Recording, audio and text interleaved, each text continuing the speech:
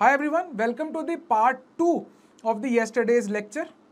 अगर किसी ने पार्ट 1 नहीं देखा है तो उसका जो लिंक है आपको डिस्क्रिप्शन में मिल जाएगा।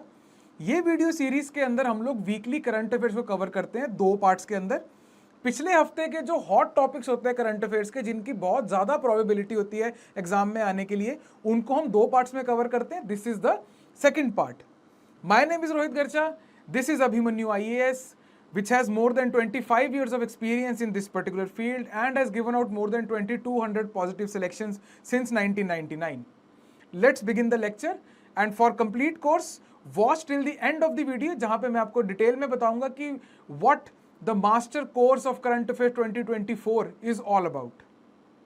Right now sit attentively, try to understand each and everything. Let's begin. चलिए बच्चे, चले आगे।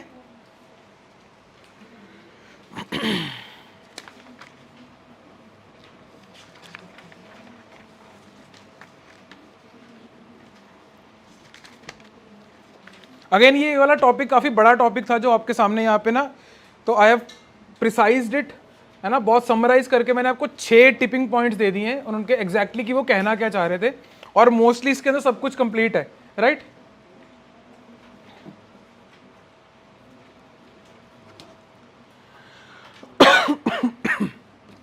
ये भी बच्चे आपके मेंस के लिए काम आएगा। मतलब हमने इन्वायरमेंट पे इतने का आंसर लिख लिए हैं अभी, इन्वायरमेंट को इधर उधर रिलेट कर लिया कि यू कैन कंसीडर कि आपका इन्वायरमेंट वाला टॉपिक डन हो गया है मेंस के पॉइंट ऑफ व्यू से, है ना। वो ट्रीटीज और कन्वेंशंस, प्रोटोकॉल्स, ये आपने प्री पॉइंट ऑफ व्यू से कवर करने हैं, ये आप स्टैटिक में करोगे, वो मेंस में यही सब होगा, बस इसके बाहर नहीं जाएगा, ठीक है बच्चे। इसके बाद में तो बिल्कुल ही डन हो जाएगा जो भी हम कर रहे हैं ना। देयर आर 6 टिपिंग पॉइंट जो आइडेंटिफाई किए गए हैं। टिपिंग पॉइंट समझते हो क्या होता है? एक प्रॉब्लम है, फॉर एग्जाम्पल जैसे ये बॉटल है ना, विजिबल है, तो अगर मैं इसको यहां पे छोड़ूंगा क्या होगा? ये नहीं, ये वापस आ गया, है ना, ये वापस आ रहा है। So there is a point यहाँ पे कि जिसको मैं जब रखूंगा वो वहीं स्टेबल रहेगा, हल्का सा उधर किया तो गिर जाएगा, हल्का सा वापस किया तो वापस आ जाएगा। Tipping point is the last point, जिसके बाद थोड़ी सी भी गड़बड़ हुई तो खराब हो गया, तो डेफिनेटली गिरेगा ही गिरेगा। That is called the tipping point, ठीक है। ये जब हम ये आपके हाईवेज वगैरह डिज़ाइन करते हैं ना, तो उसमें ये टिपिंग पॉइंट्स का ख्याल रखा जाता है कि कितनी तेज़ अगर गाड़ी आए और वो टर्न ले तो वो पक्का पलट जाएगी, तो हम उसके हिसाब से बनाते हैं कि ठीक है इस रोड को ना यहाँ पे कम टर्न करते हैं कि मैक्सिमम स्पीड गाड़ी की ये हो सकती है ना। तो टिपिंग पॉइंट्स हमारे लिए इसलिए इंपॉर्टेंट होते हैं, ये हमारा बेंचमार्क का काम करती है।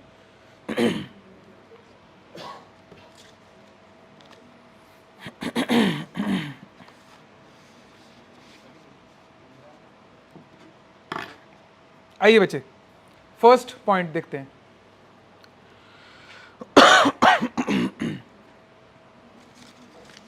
Extinction, however it is a natural process. Extinction एक नेचुरल प्रोसेस है, इससे पहले भी एक्सटिंक्शन होती आई हैं। प्रॉब्लम ये है कि क्यों ये हमारा टिपिंग पॉइंट है कि हमने ना इसको एक्सेलरेट कर दिया है।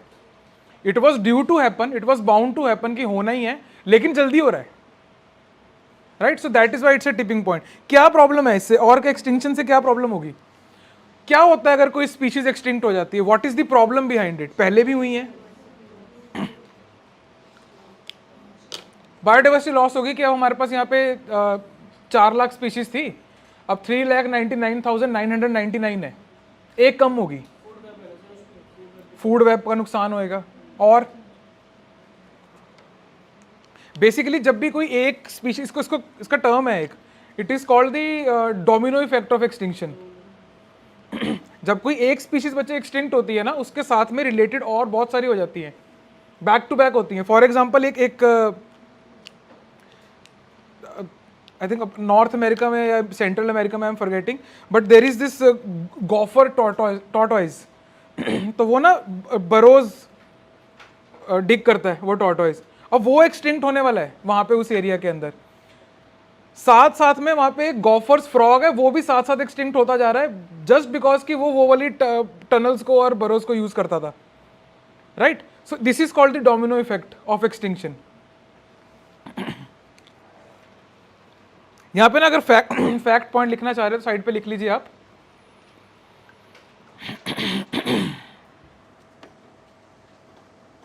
more than 400 vertebrates, 400 vertebrates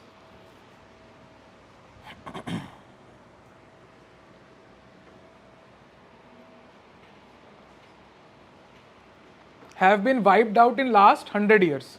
ये एक्सेलरेटेड रेट है. अगर आपके 400 वर्टिब्रेट स्पीशीज एक्सटिंक्ट हो रही हैं 100 साल के अंदर अंदर, तो ये बहुत ज्यादा एक्सेलरेशन है.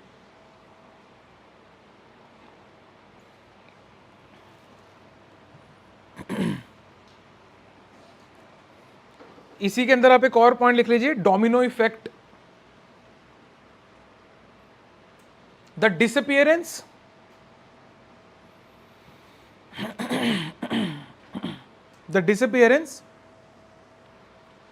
of one species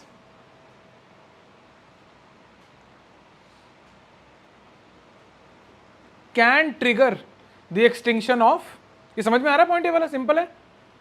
can trigger the extinction of other dependent species. जिसे मैंने आपको वो गॉफर टॉर्टोइस का एग्जांपल दिया एक.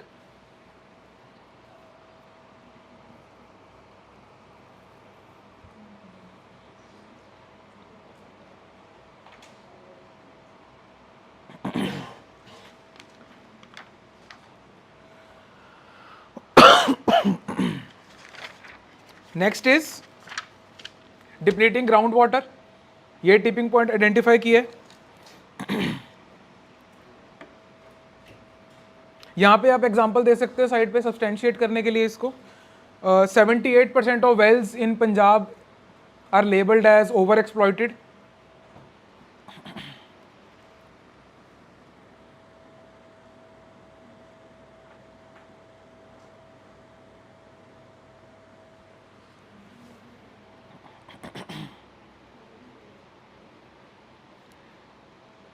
वर्ल्ड में ना टॉप 37 एक्विफर्स हैं, राइट, ग्राउंड वाटर के जो. तो उनमें से 21 आर लेबल्ड किए उतनी तेज रिप्लेनिश नहीं हो रहे जितनी तेज हम इसको यूज कर रहे हैं. So 21 are already labelled that. लिख लीजिए, कभी काम आ जाएगा. 21 ऑफ वर्ल्ड्स लार्जेस्ट 37 एक्विफर्स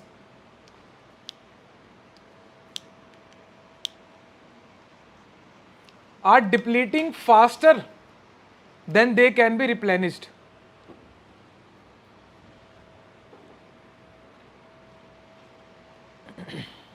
आप फर्स्ट टाइम आए सर क्लास में? आज सेकंड टाइम आए? समझ में आ रहा है? चल ओके ठीक.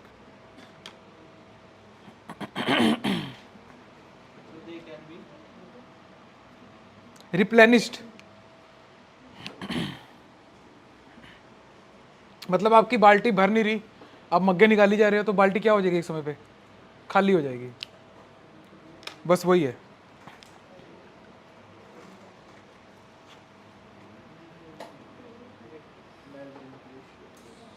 Next is melting glaciers, right.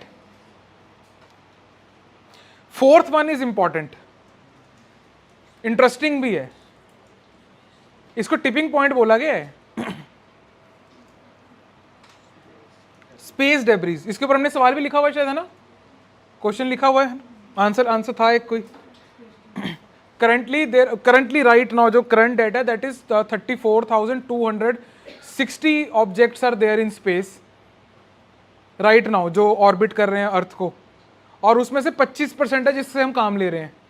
75% junk है, स्पेस डेब्रीज है. रॉकेट आया, वो वहीं ऑर्बिट करने लग गया. डिफंक्ट सैटेलाइट्स, ये वो सब कुछ. सो ये एक पोटेंशियल थ्रेट है. ये आप लिखना चाहो तो लिख सकते हो. Out of 34,260 objects in space, out of 34,260 objects orbiting earth, space भी नहीं, orbiting earth, only around 25% are working satellites.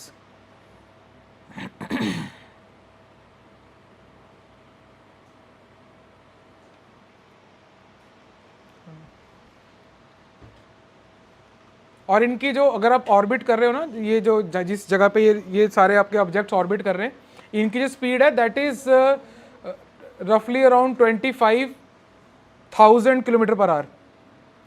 तो अगर इतनी स्पीड के ऊपर अगर एक सिक्का भी टच करेगा ना आपकी सैटेलाइट को आके, तो वो उसे डिसइंटीग्रेट कर देगा, राइट। तो ये एक कंसर्न है, ये बहुत बड़ा कंसर्न है कि इतनी स्पीड पे अगर कोई चीज़ आ रही है।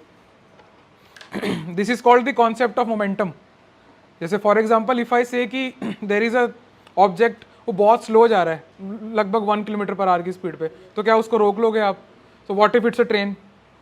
On the other hand I am saying कि ऑब्जेक्ट बहुत छोटा है, 3 ग्राम का है, बट वो ट्रैवल बहुत फास्ट कर रहा है, आप रोक पाओगे? What if it's a bullet, right. This is the concept of momentum. तो इसको कॉम्बिनेशन में पढ़ना होता है, राइट। तो वो प्रॉब्लम है स्पेस जंग की। और अब तो कंट्रीज स्पेस वॉरफेयर के ऊपर पहुंच गई हैं, तो ये कंसर्न बढ़ेगा। दैट इज वाई ये टिपिंग पॉइंट के अंदर है। ट्रेंड समझिए इसको।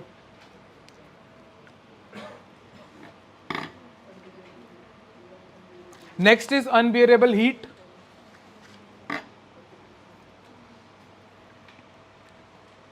टेम्परेचर ना 2 तरीके से लिया जाता है, एक ड्राई बल्ब टेम्परेचर होता है, एक वेट बल्ब टेम्परेचर होता है।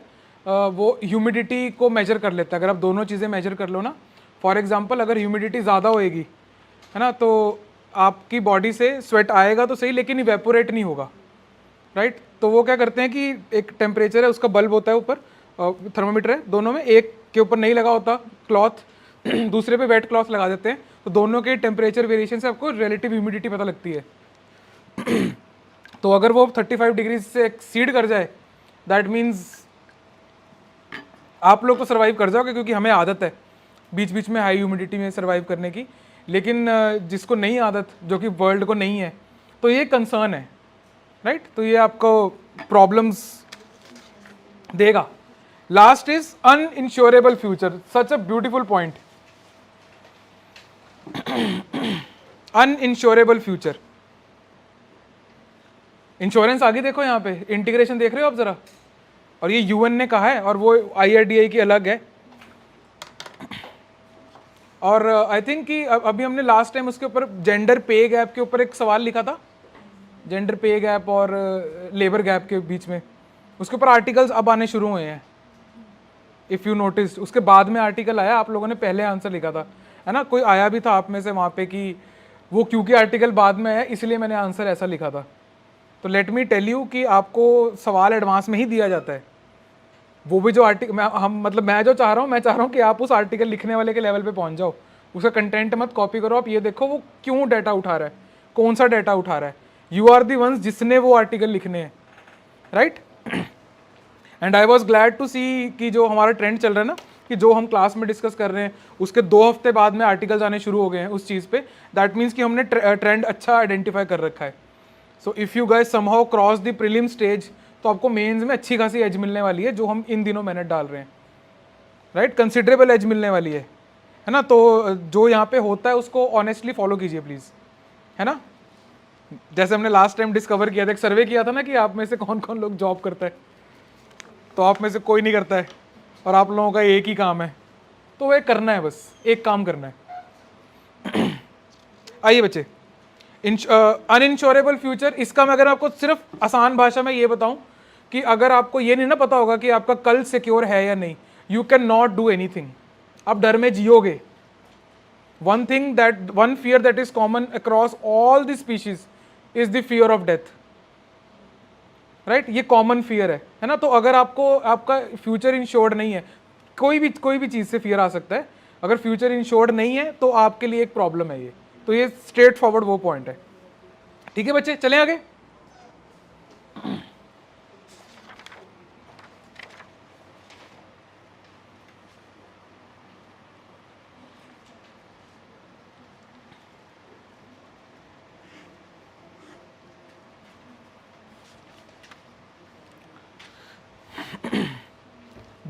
Bharat national cyber security exercise.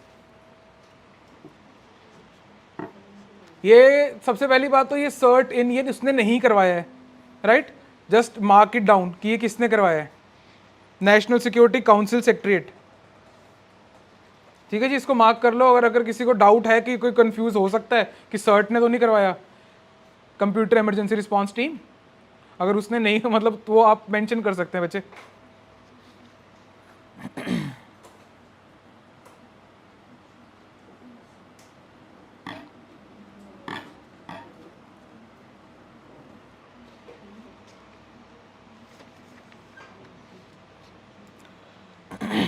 जब भी हम साइबर सिक्योरिटी की बात करते हैं, हमने ना साइबर थ्रेट्स के ऊपर नोट लिखा हुआ है, मुझे जहाँ तक याद आ रहा है ना। स्मिशिंग क्या होता है, फिशिंग क्या होता है ना, मॉलवेयर, ये सब हमने किया हुआ है। हमने ना I think components of cyber security के ऊपर नहीं लिखा कि साइबर सिक्योरिटी कहाँ कहाँ प्रोवाइड करनी है, राइट? आज लिख लेते हैं।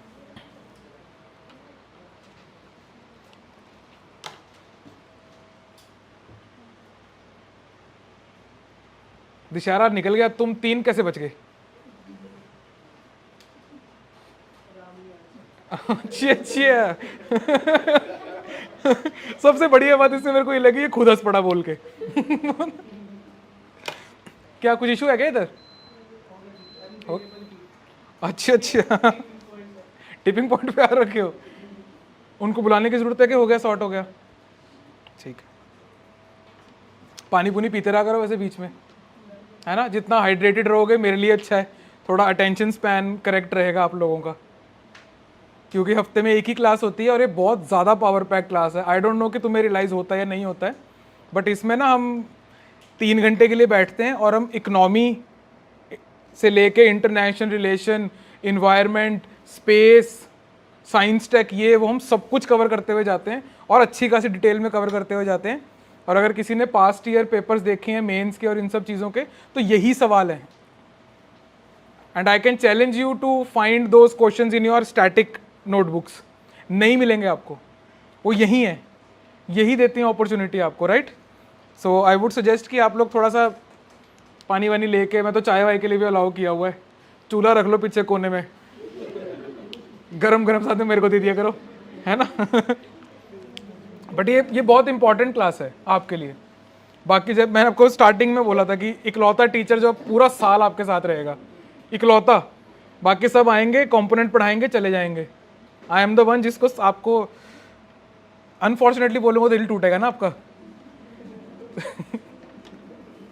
जिसको आपके साथ रहना पड़ेगा, है ना। अटेंशन से बैठा कीजिए, stay hydrated, right. Components of cyber security. अब क्योंकि वर्ल्ड इंटरलिंक हो रहा है, डिजिटाइजेशन हो रही है, तो हमने ये देखने की थ्रेट्स एक्चुअली है कहाँ कहाँ, क्या है, वो तो बात की बात है। नंबर 1 इज आपका नेटवर्क सिक्योरिटी। हम बात कर रहे हैं कंपोनेंट्स ऑफ साइबर सिक्योरिटी के बारे में। ये पीसीएस के जो छोटे मोटे पेपर आते हैं ना, उसमें डायरेक्ट क्वेश्चन आ जाता है इस पे, direct what is network security करके आ जाएगा कुछ भी।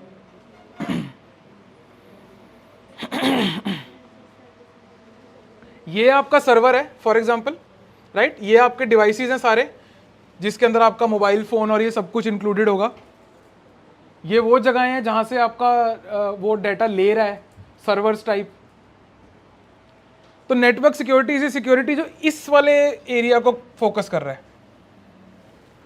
समझ रहे हो। जब डाटा ट्रांजिशन में है, फ्लो में है ना। आपको याद है पहले बीएसएनएल के फोन होते थे, उसकी तार को वो जोड़ के बीएसएनएल वाला ही आपको फोन करता था, 161 डायल करके आपका फोन बजता था, याद है किसी को? सो वो है नेटवर्क ब्रीच, कि फिजिकली एक तार जा रही है, उसमें कुंडी पा दी आपने और कम्युनिकेशन टैप कर ली। So these things happen now. अब अगर वो डिजिटली हो रहा है, वो वायरलेसली हो रहा है, तो टैप तो उसको भी किया जा सकता है, right. So this is your network security, है ना। आइए बच्चे लिख लीजिए इसको। This involves the protection,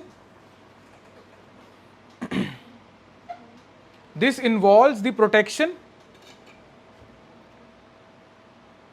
of the integrity and confidentiality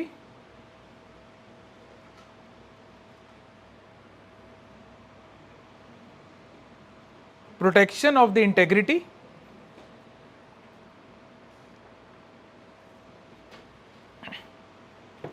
and confidentiality of data as it flows।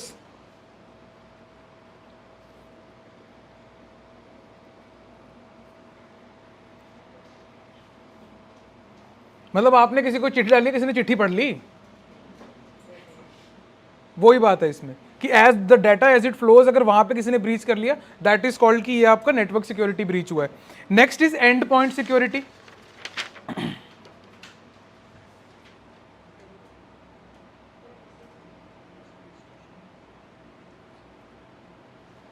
And point security क्या होगा? एंड पॉइंट सिक्योरिटी जो आपके नेटवर्क में एंड पॉइंट्स हैं, क्या है एंड पॉइंट्स? डाटा कहाँ आके खत्म हो रहा है? वो रील कहाँ मर जा रही है आके? आपकी आंखों में, आपका डिवाइस, है ना? तो that is and point security. It involve, short में लिखते हैं, involves securing the endpoint devices like computers,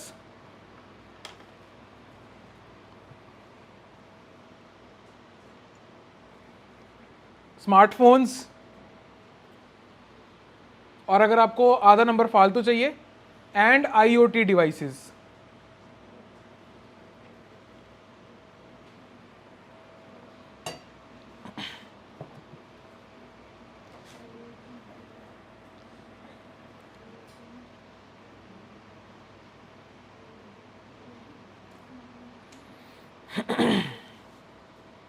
मतलब इसमें ना दोनों चीजें इंक्लूडेड हैं बाय द वे, कि किसी को उस चीज का एक्सेस ही ना मिले। तो फिजिकल सिक्योरिटी भी साइबर सिक्योरिटी के कंपोनेंट होता है। समझ रहे हो कि अगर आपका कोई फोन आपने जेब में डाल के रखा हुआ है ना, जब तक कोई जेब से निकाल के नहीं यूज करेगा, दैट मीन्स आपने सिक्योर कर रखा है फिजिकल। तो एक फिजिकल सिक्योरिटी एस्पेक्ट भी उसके अंदर होता है। That's why you have a security guard down there.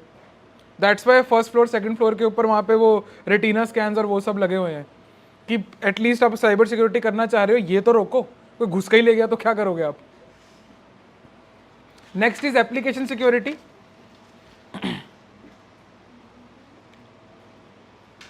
वो एनिमेशन आने वाली है नेक्स्ट टॉपिक में। Next is application security. Application security समझते हो? सॉफ्टवेयर एंड एप्लीकेशन की security, ensuring software and applications are free from vulnerabilities।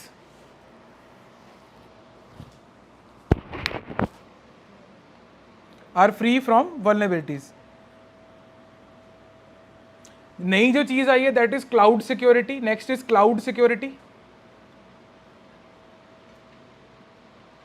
आप सारा काम ही सर्वर पे करते हो, सब कुछ, everything, every process is on the server. क्योंकि करोड़ों का प्रोसेसर रखने से अच्छा लाखों की फीस भर के उनका सर्वर यूज कर लो जो मास्टर्स हैं इस चीज के, राइट? तो करंटली गूगल, अमेजॉन, ये सारे आपको क्लाउड सर्विसेज दे रहे हैं, including your cloud security also. Her click पे ऑथेंटिकेशन होती है उनकी ऑलमोस्ट। कोई डाटा अगर आपने लेना है तो वो चेक करेगा कि कौन ले रहा है डाटा, किस बंदे को कितना एक्सेस है, राइट? तो it is highly secured. Next is एक अलग एम्बिट है, डेटा सिक्योरिटी। जैसे वो बात आती है ना कि आधार का डेटा चोरी हो गया, इसका डेटा चोरी हो गया, that is called data security. कि वो, एंड अगर साइबर अटैक हो रहा है ना कोई भी कहीं पे भी, प्राइम मकसद उसका डेटा चोरी करना ही होता है। लिख लीजिए इसको, data is a prime target for cyber attacks.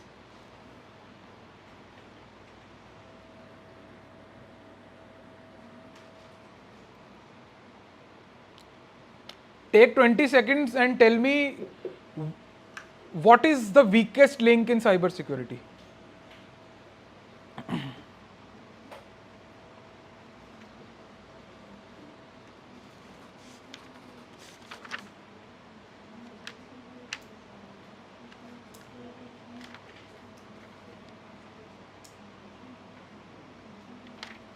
Subjective answer हो सकता है, इसको इतना ऑब्जेक्टिवली मत सोचना।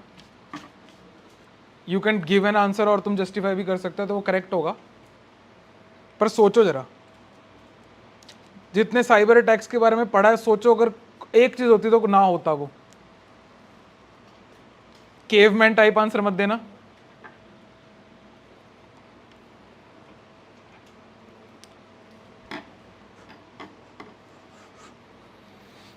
जितने फ्रॉड्स होते हैं,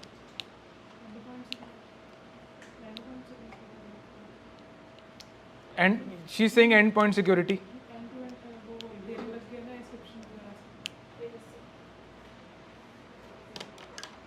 सोचो ठीक, जा तो ठीक रहे हो तुम, परफेक्ट। पीपल, लोगों में प्रॉब्लम है। And point is the device, it is it. यार ये तो बोलना पड़ेगा। देखो आरती, ऐसे नहीं चलेगा। मेरे पे मत छोड़ो कि मैं आपकी बात समझ जाऊंगा। मैं आपका पेरेंट नहीं हूँ, ना ही एग्जामिनर होगा। आपका काम है समझाना। हाउ वुड आई नो कि आपने बोला एंड, मेरे को पता and point is a device. How would I know कि आप कहना चाह रहे हो कि नहीं, जो बंदा इस्तेमाल कर रहा है वो बेवकूफ़ है। पीपल, साइबर सिक्योरिटी सारी चीज़ इसी के अराउंड रिवॉल्व कर रही है कि ना अगर आपके चाचा जी ने ओटीपी दिया होता तो ना 5,000 रुपये जाता अकाउंट से। ठीक है, सोचना इसके बारे में। ऑफन ये मेरी स्टेटमेंट नहीं है, ये सर्ट की स्टेटमेंट है, राइट। ऑफन उसने लिखा है, often people are the weakest link in cyber security. तो अगर आप अपने यूजर को अवेयर कर दोगे, है ना, कि 10 बार ही तो बोल दिया आरबीआई ने, और कितना बोलेगी ओटीपी नहीं शेयर करना, ट्रस्ट कर लेते हैं, है ना। हमारी सोसाइटी कुछ ऐसी है। क्या कह रहे हो?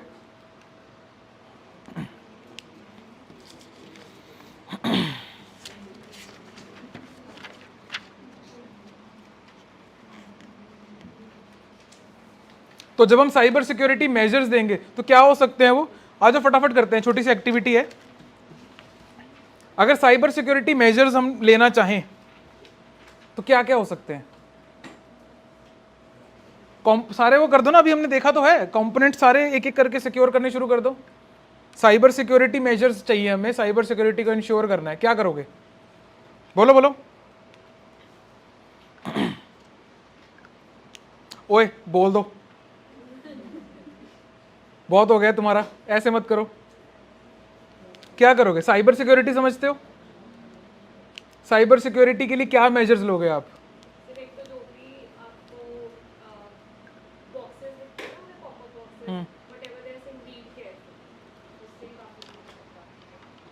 नहीं, मैं ये नहीं पूछ रहा कि तुम क्या करोगे अपने लिए, मैं बोल रहा हूँ सोल्यूशन देना है। हाँ हाँ, सही है। यूजर एजुकेशन बोल सकते हैं इसको। हाँ, यूजर एजुकेशन। और अब थोड़े टेक्निकल सोल्यूशन देने शुरू कर दो। डाटा चोरी कर रहे हैं, डाटा इनक्रिप्ट कर दो, काम ही ना आए। एंड टू एंड एनक्रिप्शन कर दो हर उसमें।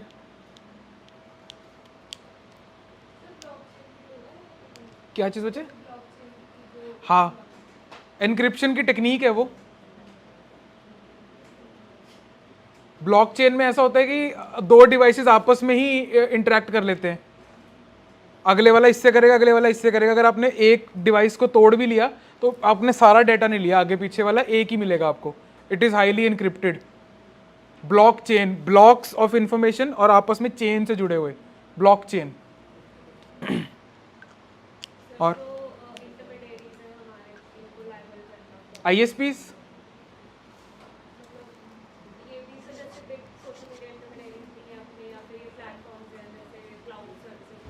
हाँ हाँ हाँ, डेटा ब्रीच का है उनका बच्चे, उनकी लायबिलिटी होती है हाँ।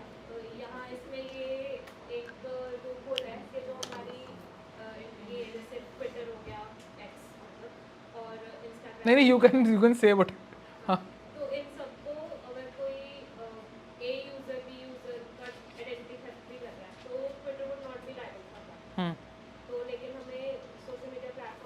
आप ना शायद क्वेश्चन गलत समझ रहे हो। थेफ्ट आप बात कर रहे हो, थेफ्ट हो चुका, अब रेमेडी देनी है। मैं बोल रहा हूँ थेफ्ट ना हो, ये बताओ।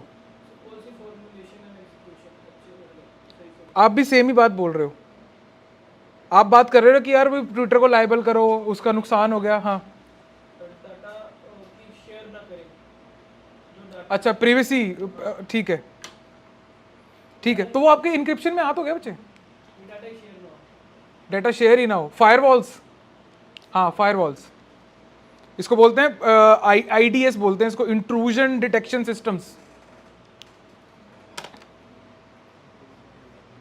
ये एक्टिविटी हम इसलिए कर रहे हैं ताकि आपको समझ में आए कि पूछा क्या जा रहा है ना। वो आपसे वो नहीं पूछेगा हमेशा जो आपने डिटेल में बार बार पढ़ा है, उसके लिए तो आपको ट्रेन किया जा रहा था।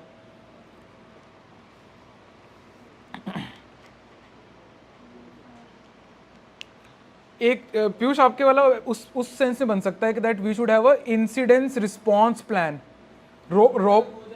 हाँ, रॉबस्ट इंसिडेंस रिपोर्ट, रिस्पॉन्स, लिख लीजिए इसको, robust incident response plan.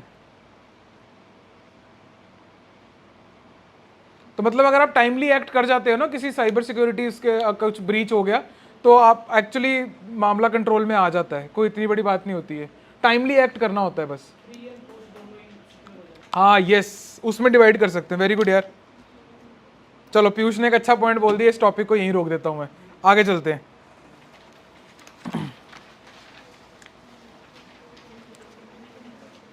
Are you aware of कि क्या क्या चल रहा है साइबर सिक्योरिटी में इंडिया में?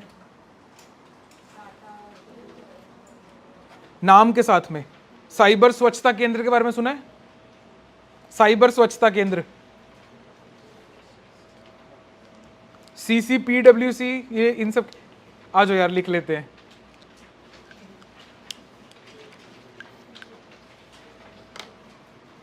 इसीलिए वहां पे आपके इंटरव्यू के अंदर एक बॉडी लैंग्वेज पढ़ने वाला बंदा बैठा होता है। Body language can not lie, है ना? आ जाओ।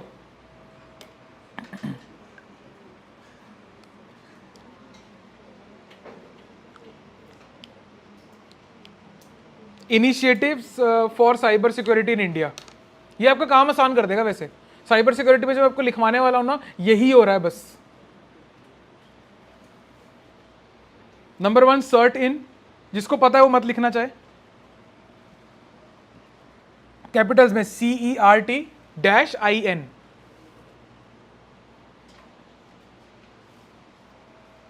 Computer emergency response team India, किस मिनिस्ट्री के अंडर है ये?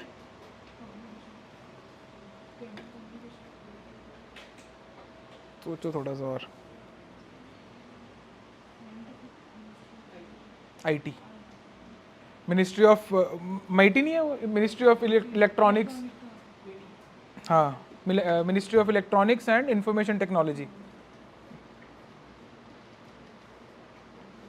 ठीक है, ये डैश डाल सर्ट इन के आगे लिख लीजिए, national nodal agency for responding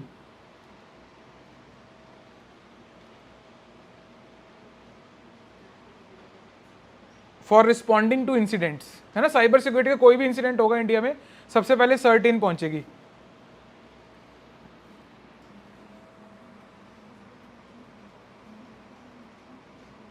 next is cyber स्वच्छता केंद्र, साइबर स्वच्छता केंद्र,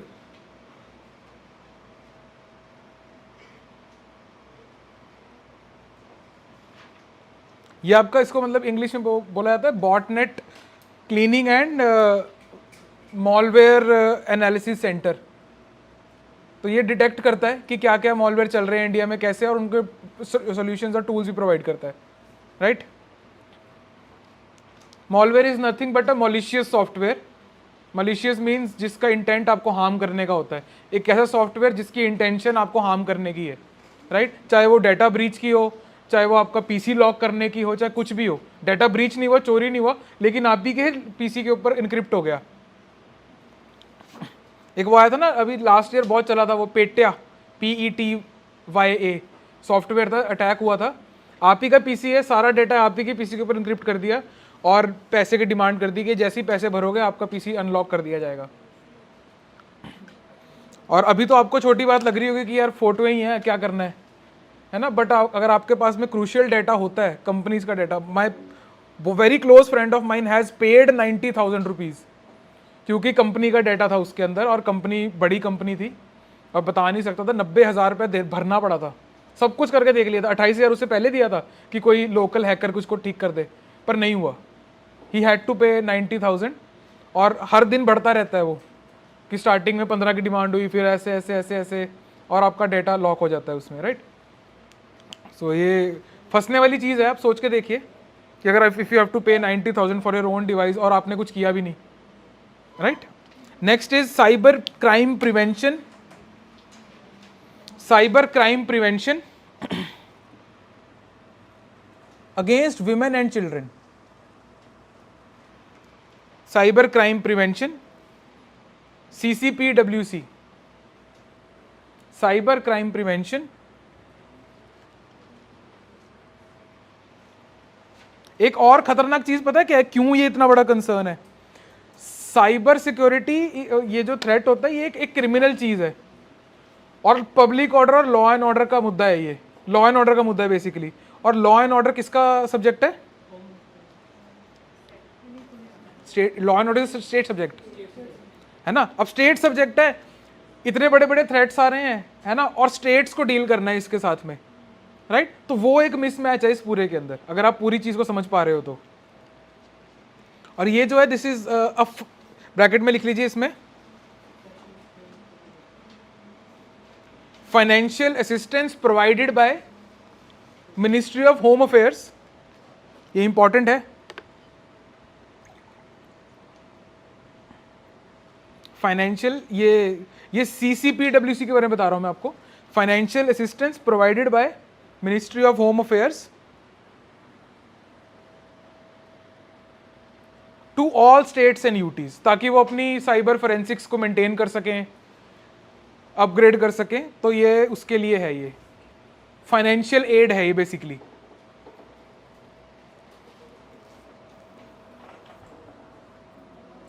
last is CSAI mission.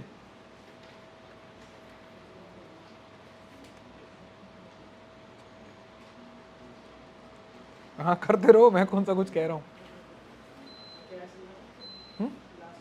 CSAI mission, CSAI Capitals में।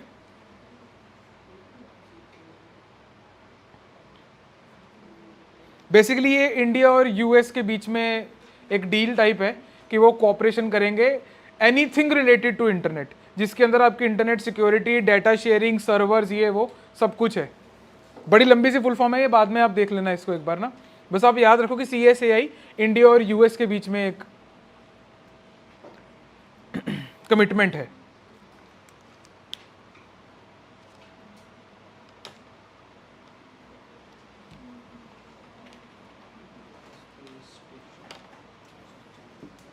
चले बच्चे आगे।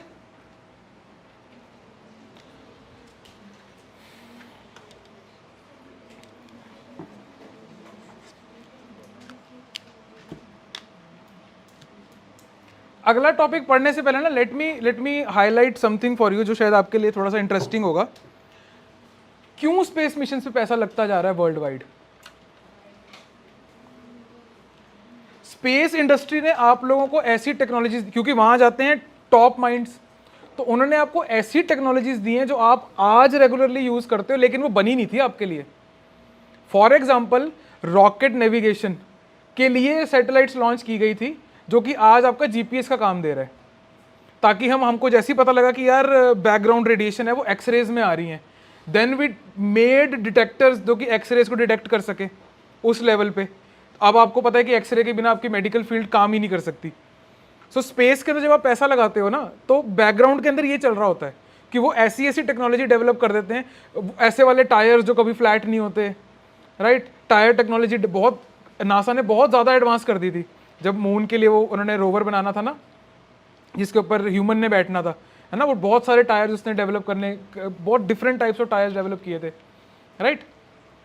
सो दैट इज द फंडा बिहाइंड इट, कि नॉट ओनली वो आपको ऐसी टेक्नोलॉजी करंटली प्रोवाइड कर रहा है, बट वो फ्यूचर के लिए ऐसी ऐसी चीज़ें आपको बना के दे देती है, स्पेस टेक्नोलॉजी जो आपने सोची भी नहीं होती, आपकी रिक्वायरमेंट भी नहीं होती है उस समय के लिए।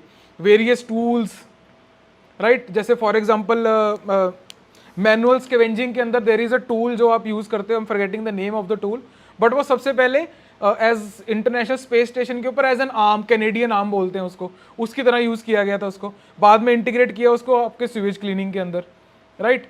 तो अगर वो डिमांड ना आती स्पेस मिशन के लिए, तो किसने, कोई nobody was developing for manual scavenging and all, right? So इस टाइप के मिशंस को इसलिए भी बढ़ावा देना होता है। आइए बच्चे, so you already know that there is already an international space station, international मतलब बहुत सारे नेशंस का मिलके। सो इंडिया इज एमिंग कि हम अपना स्पेस स्टेशन लॉन्च कर देंगे, और जो टारगेट रखा है दैट इज बाय 2035। प्रोबेबली जब आप शायद अपनी सर्विस से आप पहली बार दुखी आओगे, 8 साल हो जाएंगे आपको सर्विस करते हुए, है ना। पहली बार आपको लगेगा कि यार छोड़ ही देते हैं, तब आपका स्पेस मिशन लॉन्च हो रहा होगा, शायद आपकी ड्यूटी लगी हो इधर उधर, है ना। उसके बाद में we are planning to land on moon by 2040। ये फ्यूचर का है, ये पर्सपेक्टिव्स आ रहे हैं, राइट। इसका भी सेम ही फंडा है। अगर आपको वो चीज क्लियर है that why we had launched Chandrayaan, क्यों हम चंद्रयान लॉन्च किए, क्यों हम स्पेस मिशंस कर रहे हैं, एग्जैक्ट सेम फंडा इसके ऊपर एक्स्ट्रापोलेट कर दीजिए। हमने चंद्रयान में डिटेल डिस्कशन करी थी।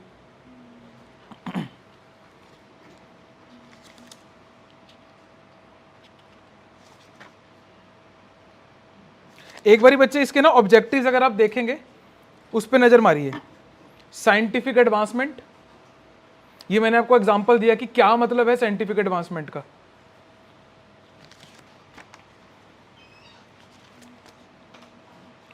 लास्ट पॉइंट अगर आप देखेंगे, fostering innovations in various fields like biology. जैसे एक थ्योरी है ना वो पैनस्पर्मिया, कि अर्थ के ऊपर लाइफ आई नहीं थी, प्लांट की गई थी, है ना, बिकॉज अर्थ के ऊपर मून के रॉक्स मिलते हैं, मून के ऊपर अर्थ के रॉक्स मिलते हैं, बिकॉज जब एस्टेरॉयड को कोलाइड करते हैं तो debris fly off and they reach to the moon और वहां से इधर आ रहा है। दैट मीन्स कि अर्थ पे भी देयर इज अ थ्योरी कि अर्थ पे भी प्लांट की गई है लाइफ, कि आई थी कहीं से। तो उसको कैसे टेस्ट किया जाएगा अर्थ से बाहर जाके, कि ये जो ऑर्गेनिजम्स है बाहर सर्वाइव कर भी पा रहे हैं या नहीं, माइक्रो ग्रेविटी का क्या असर है, राइट। तो उस सारी फील्ड्स के अंदर आएगा। Then we have technological development, मैंने जीपीएस का एग्जांपल दिया आपको। दीज आर द एग्जांपल्स जो हमने पास्ट के ऑब्जर्व किए। I literally can not tell कि फ्यूचर में क्या होगा। गेटिंग माई पॉइंट में क्या कहना चाह रहा हूँ। हाँ, तो वो उसीलिए कि कुछ हो जाए इसीलिए वी आर इन्वेस्टिंग। इसके अलावा human space flight, international collaboration. एक इसमें पॉइंट मिसिंग है, that is national pride. You can write it down. आप जो करवाना चाह रहे हो ना अपनी पॉपुलेशन से कि नेशन की आइडेंटिटी हो, इन चीजों पे कोई बहस नहीं करता। नोटिस करके देखना, अगर कोई करता भी है ना वो इग्नोर हो जाता है, वो मेन चर्चा का मुद्दा बनता ही नहीं है।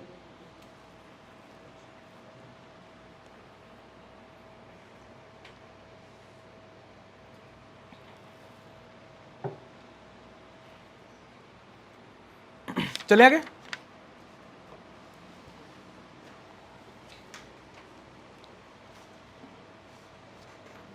और क्या है इंटरनेशनल स्पेस स्टेशन और इंडियन स्पेस स्टेशन क्या होगा, उसके लिए let us see an animation. चलेगी, ये है। Thank you very much. अब आ गया समझ कि एक स्पेस स्टेशन है जिसके ऊपर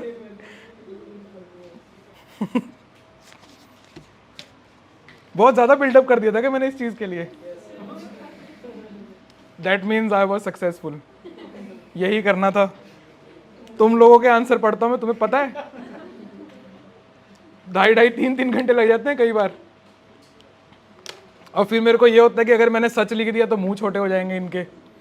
लिखना तो पड़ेगा, वो मेरा काम है। I can not be dishonest. तो वो डिप्लोमेसी जो एनर्जी खाती है ना मेरी, उसका बदला था ये। पहले तो मैंने सोचा कि इसको 15 सेकंड का टाइमर देता हूं मैं, फिर मैं कहा मेरा भी तो टाइम वेस्ट होगा साथ में, है ना। चलें आगे। How was the animation? दोबारा देखनी है क्या? Are you ready?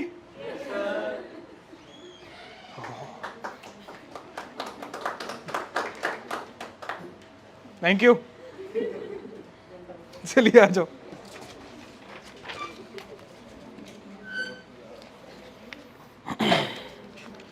अरे इतनी खराब लगी?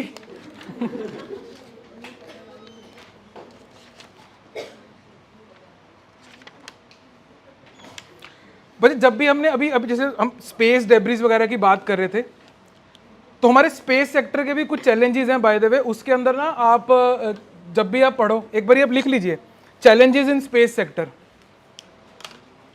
आपको सारे पता है कि फाइनेंशियल चैलेंजेस हैं, टेक्निकल कॉम्प्लेक्सिटी है, सस्टेनेबिलिटी चैलेंज है, सब कुछ है।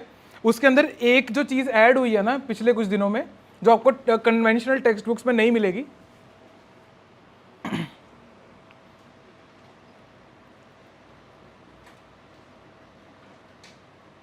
चैलेंजेस है ना, सारे लिख लेते हैं एक बार। नंबर 1 फाइनेंशियल इन्वेस्टमेंट, ये एक चैलेंज है।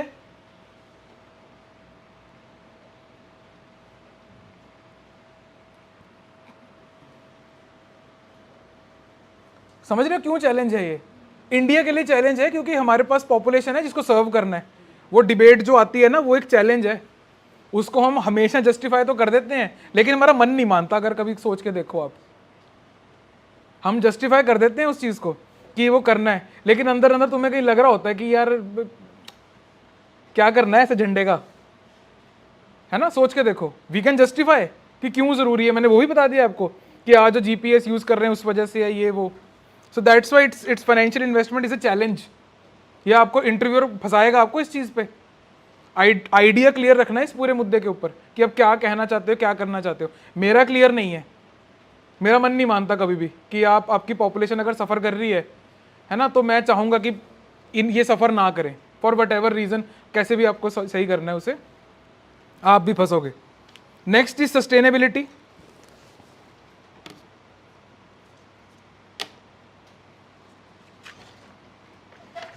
ये हम इसकी बात कर रहे हैं बाय द वे, आपके इंडियन स्पेस स्टेशन की बात हो रही है। ये कंबाइन सस्टेनेबिलिटी उस एंगल पे है ये कि आपको बार बार मिशन भेजने पड़ेंगे, आपको रीफ्यूल करना होता है, आपको रीस्टॉक करना होता है ना? हाँ, यस, टू एंड फ्रो करना पड़ता है आपको। मतलब long term sustainability requires supply, कहने का मतलब ये है। Next is space debris risk. Next is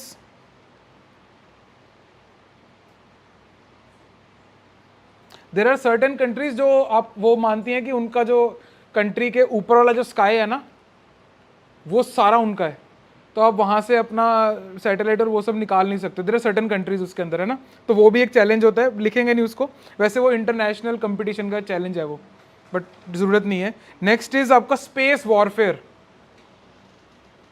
warfare space में जा रहा है अब, तो आपका इंडियन स्पेस स्टेशन टारगेट होगा, तो आपको उसको डिफेंस के लिए भी आपको मिशन चाहिए। दैट इज़ वाई हमने सबसे पहले इससे वो हमारी जो रैम मिसाइल थी, हमने वो लॉन्च करी थी, अगर आपको याद हो। उसके बाद में इंडियन स्पेस स्टेशन हमने अनाउंस किया है। कारण है उसके पीछे, ऐसे ही नहीं हो रहा। पहले हमने डिफेंस कैपेबिलिटीज़ बनाई स्पेस में, फिर हम इंडियन स्पेस स्टेशन हमने लॉन्च करने की बात कही है ना? थोड़ा ट्रेंड आइडेंटिफाई किया करो, मज़ा आएगा। और इसके बाद में दो चार और जो छोटे मोटे हैं कि रेडिएशन एक्सपोजर और इस टाइप के जो वहाँ पे आएंगे।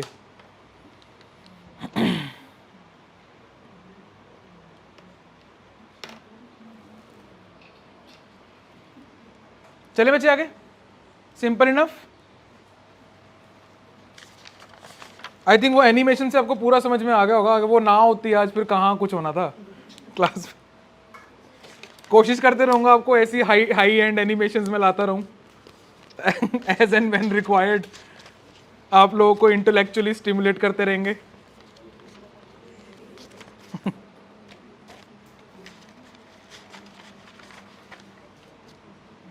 आइए बच्चे, आर्टिकल 142 बहस का सबसे बड़ा मुद्दा। जब भी हम जुडिशियल ओवररीच की बात करते हैं ना, सुना होगा आपने जुडिशियल ओवररीच, कि जुडिशरी को जो नहीं करना चाहिए जुडिशरी ने वो कर दिया। पटाखे बैन करना लेजिस्लेशन का काम होना चाहिए था, कोर्ट ने किया। हाईवे के ऊपर लिकर बैन, सेल बैन करना लॉ का काम था, जुडिशरी ने किया, राइट? तो इस टाइप की चीजें आपको देखने को मिलती रहती हैं बार बार। बाबरी मस्जिद डेमोलिशन, उसके बाद में कमेटी फॉर्म करना सरकार का काम था, लेकिन सुप्रीम कोर्ट ने बोला उसकी ये सारी जो काम कर पा रही है ना, वो जुडिशियल ओवररीच जो कर पा रही है, एक्स्ट्रा ऑर्डिनरी पावर जो कोर्ट के पास है, जिससे एक्चुअली सरकारें डरती हैं, वो ये आर्टिकल है बच्चे, आर्टिकल 142।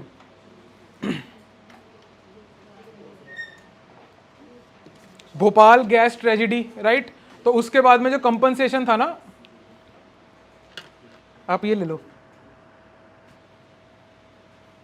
भोपाल गैस ट्रेजेडी, उसके बाद में जो कंपनसेशन था दैट वाज लेजिस्लेशन का काम, है ना? जैसे पंजाब सरकार बांटती रहती है, बाकी सरकारें बांटती रहती हैं, राइट? जो ये वाला जो काम था ये सरकार का काम था, लेकिन कोर्ट ने किया। वो कैसे कर पाई? That is due to this particular article, right? तो ये पर्टिकुलर आर्टिकल आपके जुडिशियल ओवररीच का सार है सारा, है ना? आइए बच्चे देखते हैं।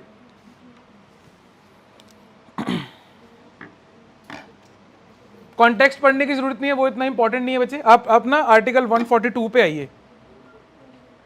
Provides a unique power to supreme court to do complete justice.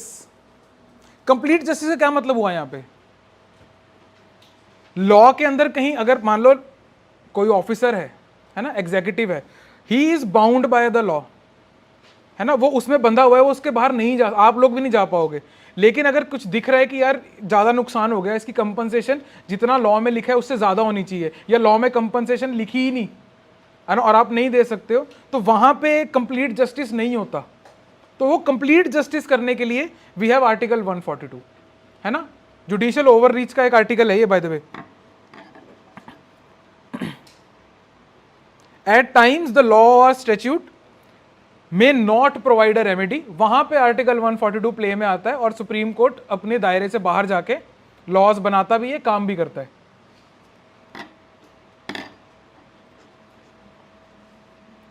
इसके अंदर बच्चे इंस्टेंसेस गिवन है आपको नीचे, ये सारे केसेस आप याद कर सकते हो, अगर आप चाहो तो इसको कोर्ट भी कर सकते हो।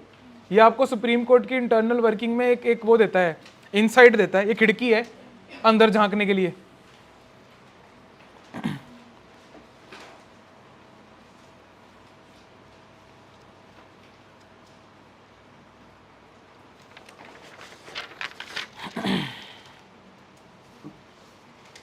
सेकंड केस अगर आप देखेंगे, यूनियन कार्बाइड, जो मैं आपको केस बता रहा था, UCC versus union of India case, right. यहां पे इन्होंने पार्लियामेंट्री लॉज के बियॉन्ड जाके कंपनसेशन दिलवाई थी, राइट। समझो इस बात को, ये बड़ी बात है, सुप्रीम कोर्ट करता है ये पार्लियामेंट्री लॉज के ऊपर जाके, वो इस आर्टिकल के तहत हुआ। नेक्स्ट इज अयोध्या डिस्प्यूट, जहां पे उन्होंने अपनी पावर एक्सरसाइज करी थी और कमेटी बनाने को बोल दिया सरकार को, ज्यादा कुछ नहीं बता। एक दो एग्जांपल्स आप और लिख सकते हैं साइड पे।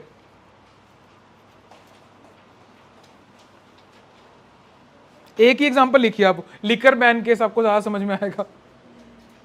लिकर बैन केस हुआ था ना अभी 2-3 साल पहले, कुछ साल पहले हुआ था कि हाईवे के 500 मीटर्स में कोई भी लिकर की दुकान नहीं होगी, है ना।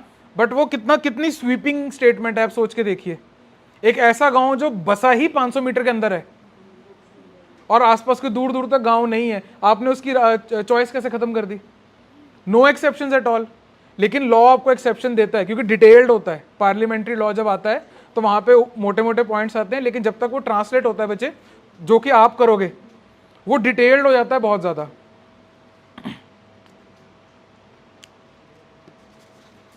क्या लगता है आपको, what can be the criticism of article 142? अब आपको आर्टिकल समझ में आ गया है ना, कि कंप्लीट जस्टिस प्रोवाइड करना है। और जो आपने एग्जांपल नंबर 2 देखा है, उसमें आपको समझ में आ गया कि पार्लियामेंट्री लॉज के ऊपर जाके इसने वो दे दी, रूलिंग दे दी। What can be the criticism of article 142? हाँ, टिरनी ऑफ, हाँ वो अनइलेक्टेड, वो जाएगा, ठीक है। और वैसे टिरनी नहीं है ये,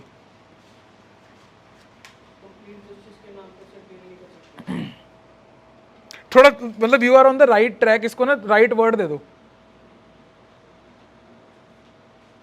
तो आप तो कहना चाह रहे हो ना, आप जुडिशियल ओवररीच बोलना चाह रहे हो। सोचो एक बार, मैं लास्ट में दोबारा आता हूं आपके पास, तब तक आप थोड़ा सा दिमाग लगाओ कि यही है वो पॉइंट। आई एम सेइंग कि यू आर सेइंग कि judicial overreach, to be more precise you are talking about that it is against the separation of powers.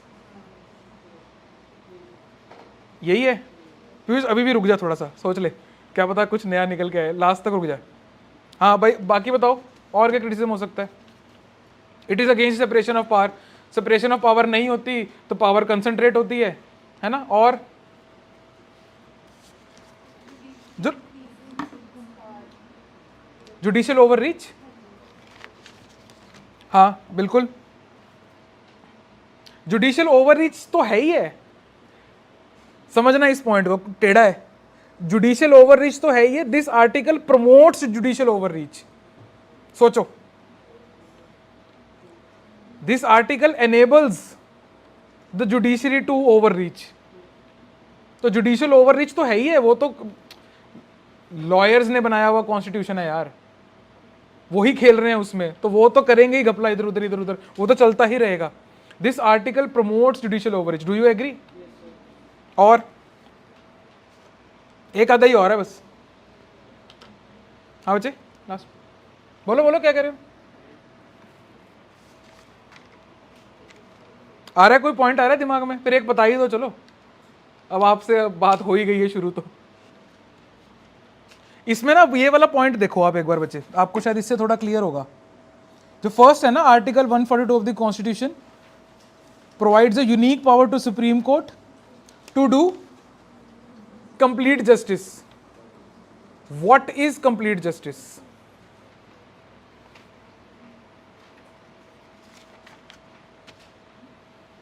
ठीक है, नहीं मिला होगा आंसर। अब इससे क्रिटिसिज्म निकालो। आंसर नहीं मिला, यही क्रिटिसिज्म है।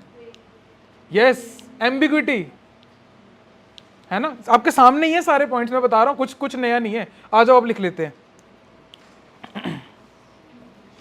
डन है फिर पीयूष, वही वाला पॉइंट रखें। जुडिशियरी तो है ही नहीं ना डेमोक्रेटिक, लेजिस्लेचर और एग्जीक्यूटिव आपको, हाँ सेपरेशन पे ही आ रहा है ना घूम फिर के, पर चक्कर मार के आया पूरा। हाँ ठीक है, वो प्रोसेस जरूरी था। आंसर तो मेरे को पता था यही है। हाँ हाँ, चक्कर मारना जरूरी है। आप लोग जाया करो, घुमाया करो एक बारी सारे पॉइंट्स में ना, और लास्ट में अगर बात सिंपल निकले तो वो सिंपल ही होगी। आंसर्स में भी ये चीज़ ध्यान रखो, आपको कोई बहुत ऐसा तगड़ा सा मेकअप वाला आंसर नहीं देना। अगर बात सिंपल है तो सिंपल है।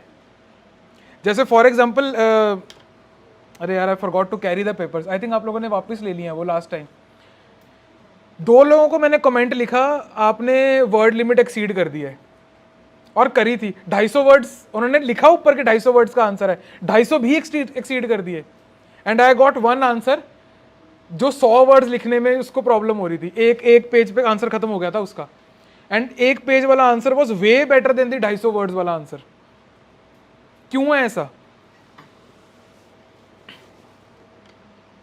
बात छोटी ही होती है, क्योंकि प्रिसाइज बात का कोई मुकाबला नहीं है ना। तो ये चक्कर वक्कर मार के आओ, आपको लास्ट में प्रिसाइज आंसर्स मिला करेंगे। घुमाया करो थॉट्स के अंदर। क्या लिख रहे थे अभी बच्चे हम? हाँ, क्रिटिसिज्म लिख लीजिए। नंबर 1 एम्बिग्यूटी, समझ में आ रहा है आपको इधर बच्चे? ओके, ये जो हम अभी क्रिटिसिज्म लिख रहे हैं ये आपके डायरेक्टली सवाल में आता है। ये one of the direct questions में से आता है ये, कि आपको किसी चीज़ का क्रिटिसिज्म लिखना है। कैसे लिखना है? वो जुडिशरी में जनरली यही क्रिटिसिज्म लगेगा कि लॉ एम्बिगुअस है, पूरी तरह एक्सप्लेन नहीं किया हुआ। Number 1 is ambiguity.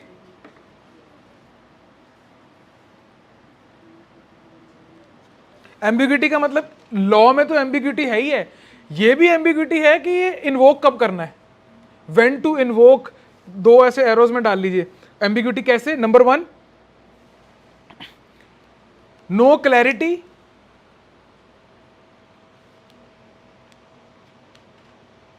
on invoking article 142,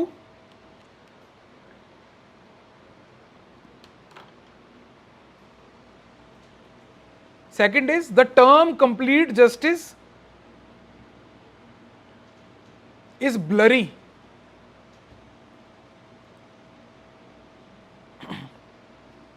समझ में आ रहा है?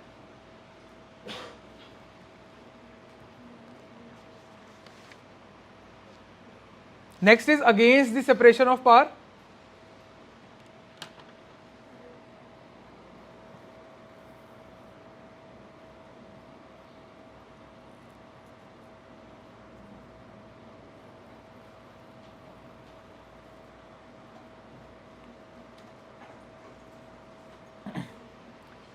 Next is against separation of power. समझ में आ रहा है ना कि लॉ मेकिंग के प्रोसेस में घुस जाता है कोर्ट, नहीं होना चाहिए, पर घुसता तभी है जब जरूरी हो जाता है।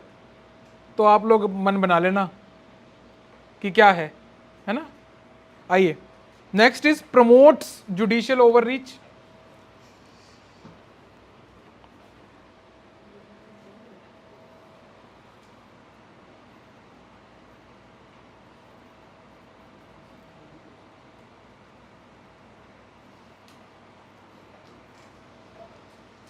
Last is negative impact on economy.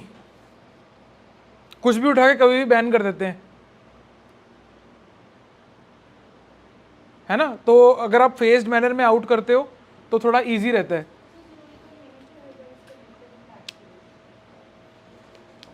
Economy पे तो नेगेटिव ही रहेगा। जैसे कि एग्जांपल दो।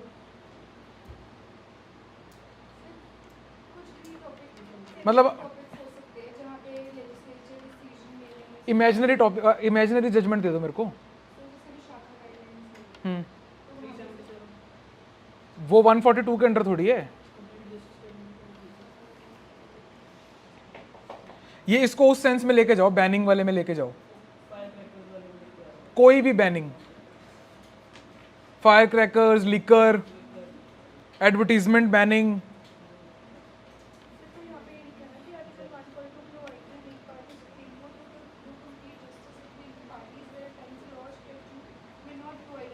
यस, अरे तो हम लिख भी तो क्रिटिसिज्म रहे हैं, हम तो क्रिटिसिज्म लिखेंगे ना। समझो बात को। आप ओवरऑल पिक्चर देख रहे हो विच इज वेरी गुड, पर मैंने आपको रिस्ट्रिक्ट कर दिया, थोड़ा सा बांध दिया कि क्रिटिसाइज करो इसको, है ना। तो वहां मैं कह सकता हूं इसको कि आपका इकोनॉमी पे नेगेटिव इम्पैक्ट आता है। बैनिंग इज वो ना एक डिसरप्शन होती है। बैनिंग एक कैटास्ट्रॉफिक सडन चेंज होता है, and banning does not work. ये तो एविडेंट है, थ्रू आउट ह्यूमन हिस्ट्री उठा के देख लो, बैनिंग डज नॉट वर्क। किस चीज को? क्रैकर्स बैन है, चलते हुए देखे बैन के बाद? हाँ, लिकर बैन हुई थी, बिकती हुई देखी है, और कितना कुछ बैन है ना।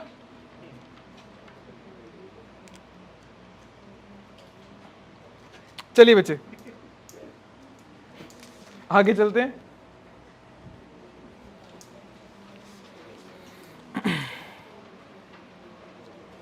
तो जब लिकर बैन जैसे हुआ ना बच्चे, तो उसका इमीडिएट इकोनॉमिक आपको इफेक्ट देखने को मिलता है, इमीडिएट। एक और सर, मतलब ऐसे सोचो ना, आपकी लिकर पे जब आपका इतना इतना टैक्स है ना, और आपने सडनली उसकी सेल को ड्रॉप करा दिया बहुत ज्यादा सिग्निफिकेंटली। सोशल इंपैक्ट मैं कह ही नहीं रहा अभी, मैं इकोनॉमिक इंपैक्ट की बात कर रहा हूं, सोशल इंपैक्ट तो पूछो ही मत।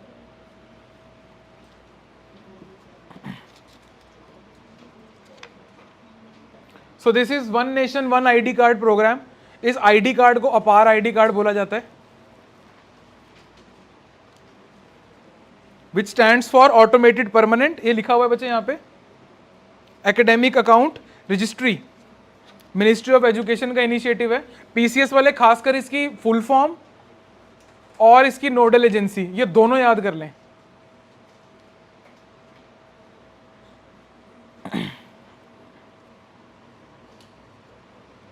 जो भी स्कूल में है, प्री प्राइमरी से लेके हायर एजुकेशन तक, उन सबके पास में ये आईडी कार्ड होगा, है ना। ये इनिशिएटिव है, ये एक ही आईडी कार्ड होगा सबके पास। मतलब बेसिकली जैसे आधार टाइप की चीज है, but for students in school. और इसके अंदर इसमें मेंशन भी है बच्चे,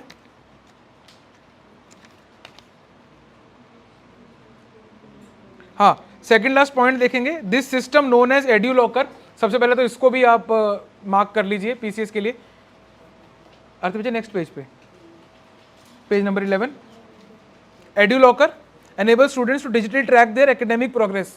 मतलब कि आपका रिजल्ट्स और ये सब, अब वो दिन चले गए जब वो घर तक रिपोर्ट कार्ड नहीं पहुंचता था, है ना, घर तक टेस्ट नहीं पहुंचते थे तो ठीक टाइम पे निकल गए तुम स्कूल से बाहर। आई वुड सजेस्ट कि आप लोग फ्यूचर में जाके अपने बच्चों का पोर्टल मत ही चेक करना तो ठीक रहेगा, उनकी कही हुई बात पे विश्वास कर लेना, है ना। लेट देम ऑल्सो एंजॉय, जैसे तुमने किया था। एड्यू लॉकर यहाँ पे इंपॉर्टेंट है बच्चे, है ना, किस किस सिस्टम के अंदर होगा।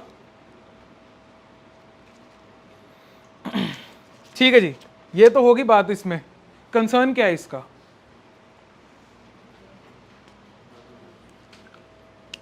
बहुत बहुत क्रूड से दो कंसर्न निकलेंगे, मोटे मोटे, ज्यादा नहीं है। दो कंसर्न है इसमें मेजर मेजर। डेटा सिक्योरिटी लिख लो, फटाफट करते हैं इसे। कंसर्न्स लिख रहे हैं इसके अंदर हम, नंबर 1 डेटा सिक्योरिटी,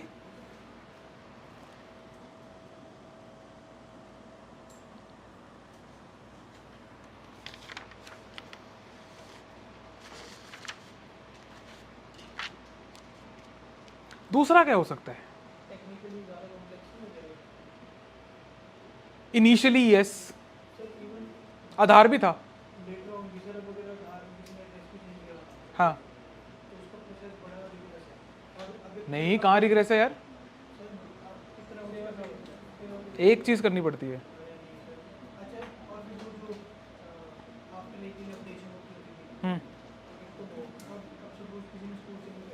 हाँ,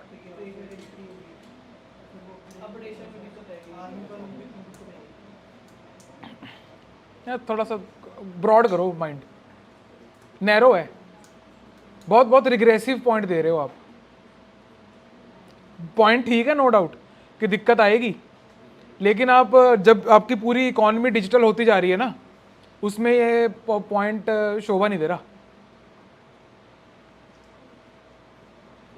मतलब अगर आपको अपॉइंट करना हो किसी प्रोग्रेसिव कंट्री के अंदर, किसी अच्छी पोस्ट पे आपको लगाना हो, और आपकी ये स्टेटमेंट सुनी जाए, तो आपका आई कार्ड छीन लिया जाएगा। समझो मैं क्या बोल रहा हूँ, दोबारा सोचो, एक बार रिपीट करना अपना पॉइंट। वैसे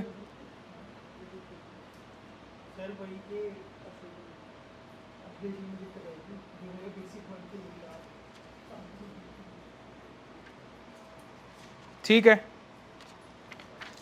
देखो आप you are very close to that point. वैसे प्रॉब्लम इसमें वही, दूसरा पॉइंट की प्रॉब्लम यही है कि इसको करने कौन वाला है इम्प्लीमेंट? स्कूल्स में कौन होता है? टीचर्स, पढ़ाने के लिए स्टाफ में टीचर्स होती हैं, राइट? टीचर का काम पढ़ाना है, लेकिन उनको क्या करना पड़ रहा है?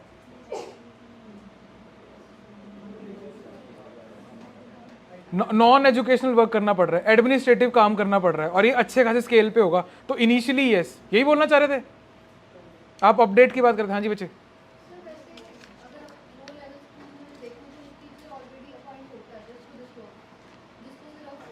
एडमिनिस्ट्रेटिव बच्चे अभी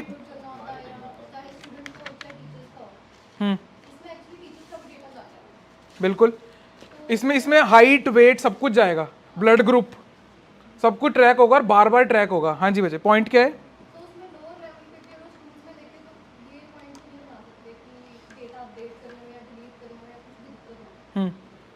बच्चे एक्चुअली ये वाला पॉइंट ना उससे एक्स्ट्रापोलेट हो रहा है बाय द फैक्ट के भी रिसेंटली ना सरकार ने बोला था कि हर एक स्टूडेंट की आधार आईडी और आधार कार्ड अपडेट करो, राइट? और ये टीचर्स पे रिस्पॉन्सिबिलिटी आई थी डिस्पाइट द फैक्ट कि एक एडमिनिस्ट्रेटिव स्टाफ वहाँ पे ऑलरेडी मौजूद होता है।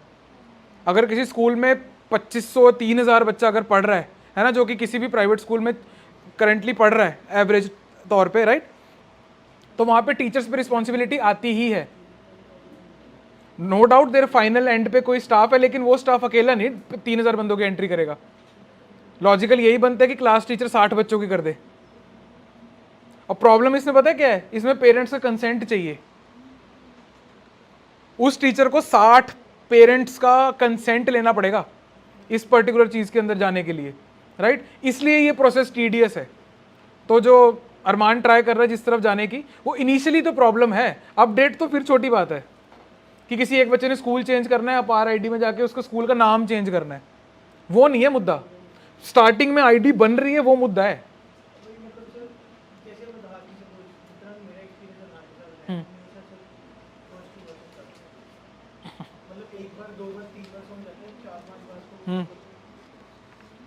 वही पर्सनल दुखड़ा जितना आंसर से दूर रखोगे उतना आपके आंसर में निखार आएगा। और भी कोई आसपास वाला दुखी हुआ होगा?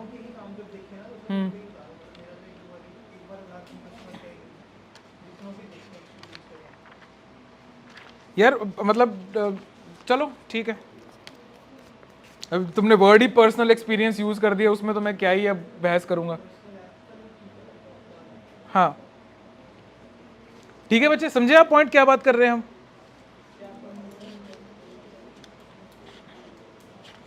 और ये अभी हुआ है काम, ये उसको UIDAC, हम forgetting the name, unique ID something करके कुछ,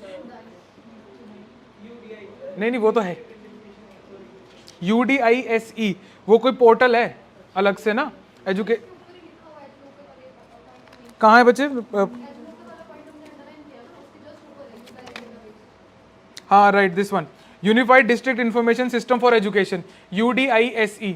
तो इसके ऊपर अभी अभी अभी एक्सरसाइज कंप्लीट हुई है ये नेशन वाइड, और टीचर्स का अच्छा खासा इसमें मेहनत लगी है टीचर्स की अच्छी खासी।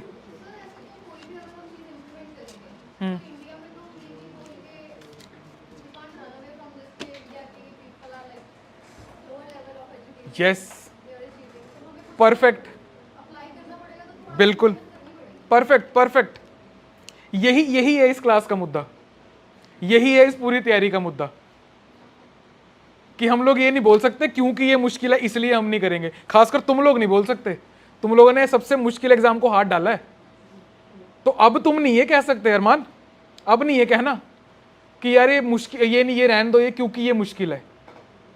तभी हमारे जितने क्वेश्चंस है वो भी इसके अराउंड रिवॉल्व करते हैं कि यार आप इसका क्रिटिसिज्म बता दो, ताकि हम क्रिटिसिज्म के हिसाब से आंसर दे सके। Very good, keep it up. यही मुद्दा है, आपने बहुत अच्छी चीज आइडेंटिफाई करी है। सेम इज द मुद्दा विद दैट चंद्रयान स्पेस, और स्पेस आपकी टेक्नोलॉजी का मुद्दा सेम ही है। अगर आपको इंडियन हिस्ट्री को आर्काइव करने में बहुत ज्यादा मेहनत है, लेकिन आर्काइव होना चाहिए, तो आर्काइव होगा। तो नहीं आप कह सकते कि यार अगर आपकी एक यूनिक UID आधार कार्ड टाइप की चीज से बहुत सारी स्कीम्स इंटीग्रेट हो रही हैं, बेनिफिशियरीज आइडेंटिफाई हो रहे हैं, तो नहीं आप कह सकते यार हमारी साइबर सिक्योरिटी इतनी अच्छी नहीं है तो आप कंसोलिडेट मत करो डेटा। हाँ जी बच्चे।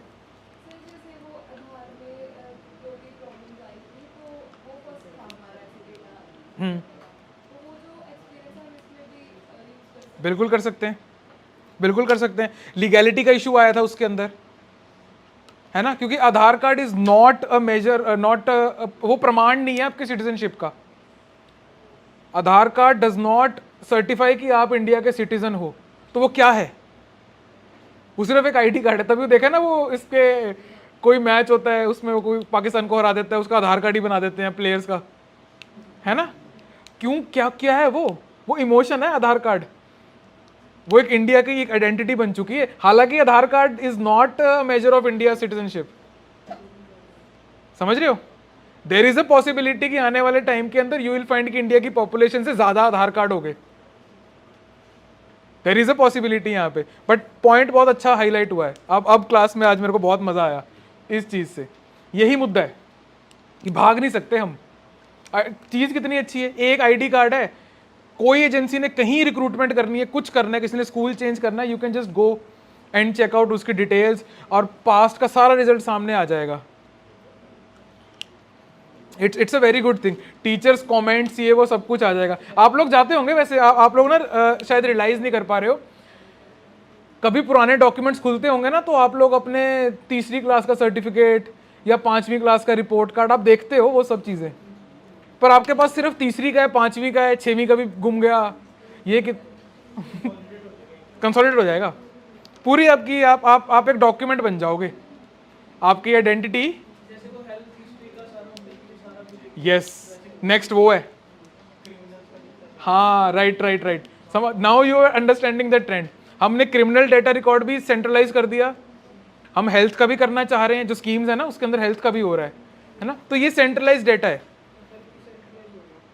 Yes, nice.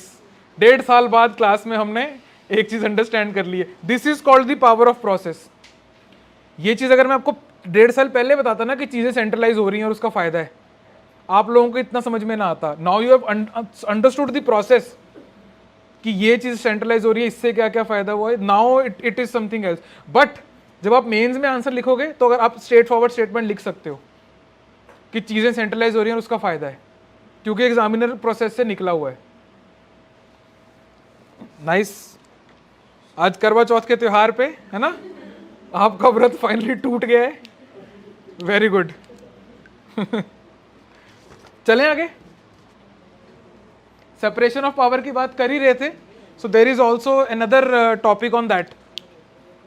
इसमें हमने ज्यादा कुछ लिखना नहीं है, दिस इज वन टॉपिक जो सिर्फ आपको एब्जॉर्ब करना है। ज़्यादा क्या, हम इसमें कुछ भी नहीं लिखेंगे, सिर्फ पढ़ना है इसको।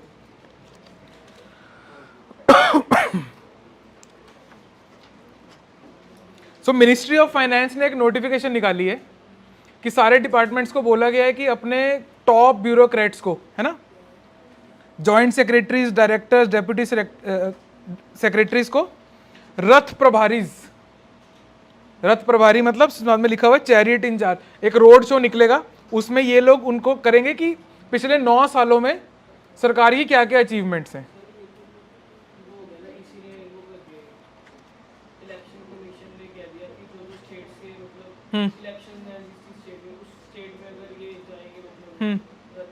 हाँ हाँ हाँ, वो कोई और मेथड निकाल लेंगे फिर। मुद्दा समझो इसमें, जो मैं बताना चाह रहा हूं ना, कि जो ब्यूरोक्रेसी है वो लीडर्स हैं आपके एग्जीक्यूटिव के, तो ये चाह रहे हैं कि आपके एग्जीक्यूटिव और आपकी चोजन गवर्नमेंट, इलेक्टेड गवर्नमेंट के बीच में भी गैप बना रहे, ये वो टॉपिक है। ये वो तो आपका करेगा ही करेगा, जो लेटेस्ट अपडेट्स हैं वो तो हैं ही हैं, मुद्दा समझ लो बस इसमें। That's why I am saying कि मैं इसमें कुछ लिखवा नहीं रहा। आओ देखो एक बार थोड़ा सा, बोलो। जो आपकी ब्यूरोक्रेसी होती है ना, वो निष्पक्ष होनी चाहिए किसी भी पॉलिटिकल पार्टी से। हाँ समझे?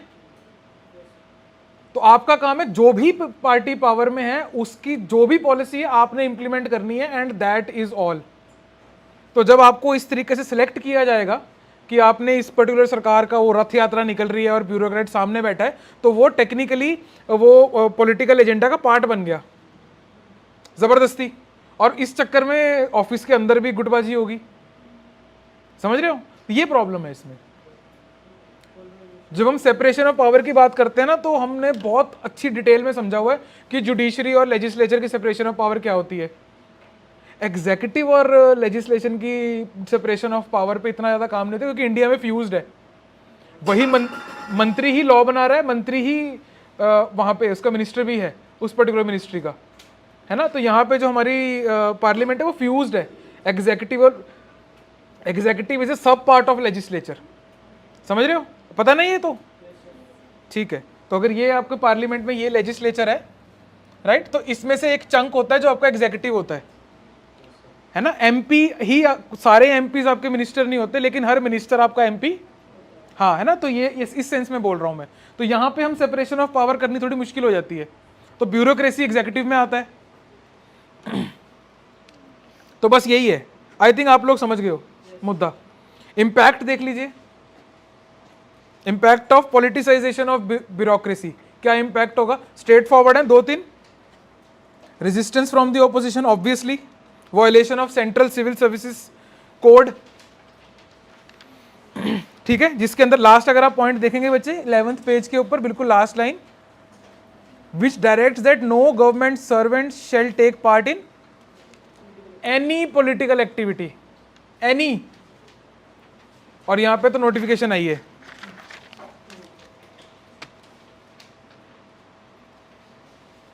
ठीक है, और अगर आप पेज नंबर 12 पे सेकंड पॉइंट देखेंगे तो होता क्या है, इरोजन ऑफ न्यूट्रलिटी होती है। क्या मतलब है इस बात का? The primary role of bureaucracy is to implement government policies and programs impartially.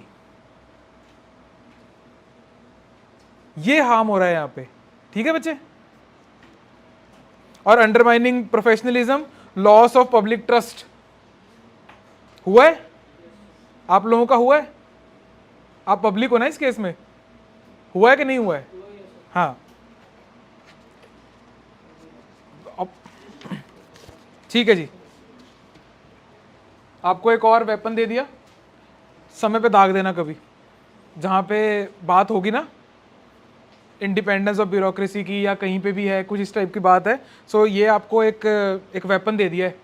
ऐसी मत चला देना कहीं पे कि दिवाली आ रही है फोड़ देते हैं, नहीं, ढंग की जगह पे चूज करके चलाना, ठीक है, केयरफुली। आइए बच्चे, लास्ट टॉपिक।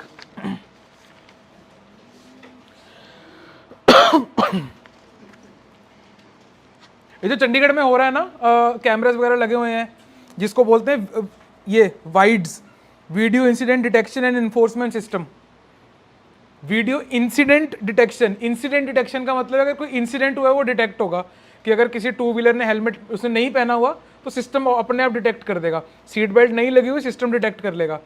गाड़ी में ओवरलोडिंग हो रखी, सिस्टम डिटेक्ट कर लेगा और वीडियो पे कैप्चर हो जाएगा। और ये नेशनल हाईवेज के ऊपर इंप्लीमेंट करने की बात हुई है, गाइडलाइंस आई हैं।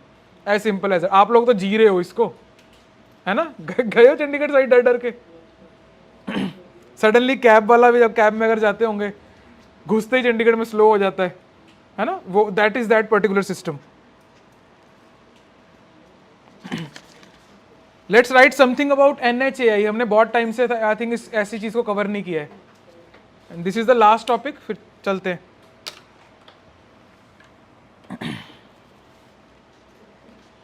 It is an autonomous agency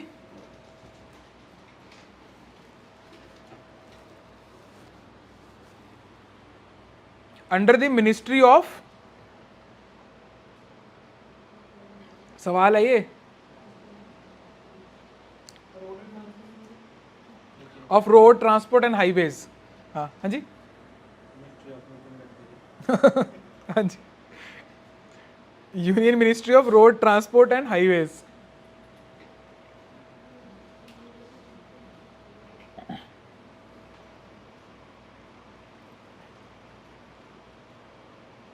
established in 1988,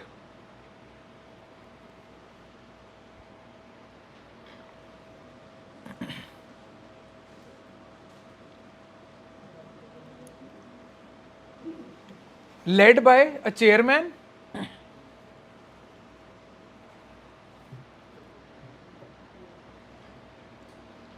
comma, supported by 6 full-time members and 4 part-time members। 6 full-time members, 4 part-time। ये इसमें कोई आपको घपला नहीं करेगा। मतलब अगर कोई क्वेश्चन आएगा ना इस पे, तो वो ऐसा नहीं है कि 6 को 4 कर देंगे, 4 को 6 कर देंगे। इतने लेवल पे नहीं गिरेंगे। हिमाचल वाले गिर सकते हैं, वो इससे नीचे भी जा सकते हैं। 6 full-time members and 4 part-time members, all appointed by central government।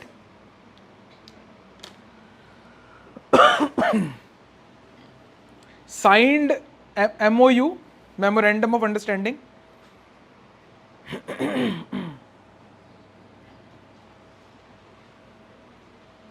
signed MOU with ISRO for highway mapping।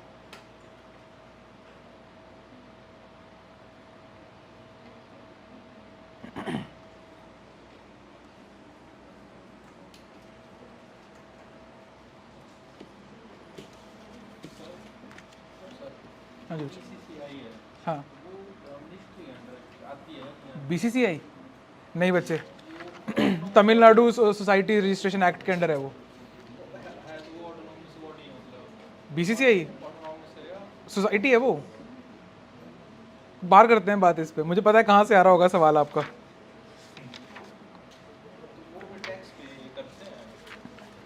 जितना सोसाइटीज पे करती हैं। एक क्वेश्चन लिख लीजिए बच्चे आज का। बस 2 मिनट और रुक जाओ, फिर क्लास कर लेना बात।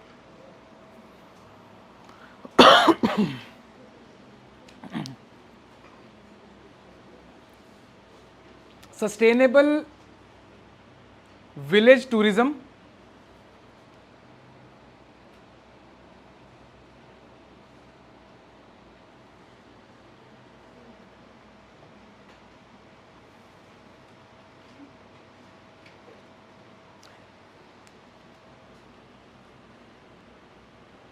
can put India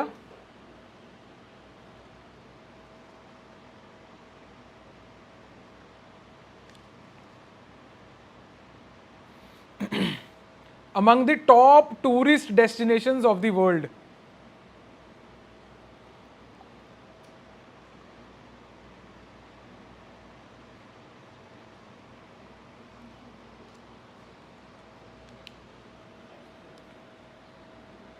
थोड़ा टेढ़ा क्वेश्चन करें, full stop.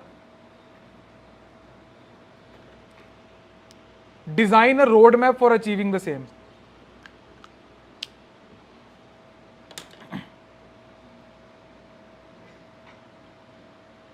Design a road map for achieving the same. ठीक है, सिंपल इनफ। चलिए, ठीक है बच्चे, thank you so much, good evening.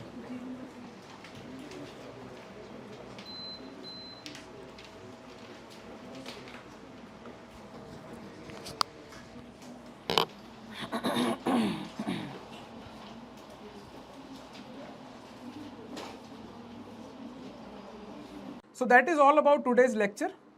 I hope कि आज जो हमने पढ़ा है इसमें से आपके प्रीलिम्स और मेंस में कुछ रेलिवेंस के साथ सवाल आ जाएं। अगर सवाल आ गया इसमें से, you will definitely be having an edge over a major population of India who is preparing for the same examination right now. Let me tell you about the current affairs master course 2024। इस course के अंदर आपको basically 3 चीजें मिलती हैं जिसके through आपका जो करंट अफेयर्स है वो पूरी तरह सॉर्टेड हो जाएगा for your pre, mains as well as your interview. Number 1, you get weekly lectures जो कि ऑफलाइन या फिर ऑनलाइन फॉर्मेट में लाइव आपको मिलेगा।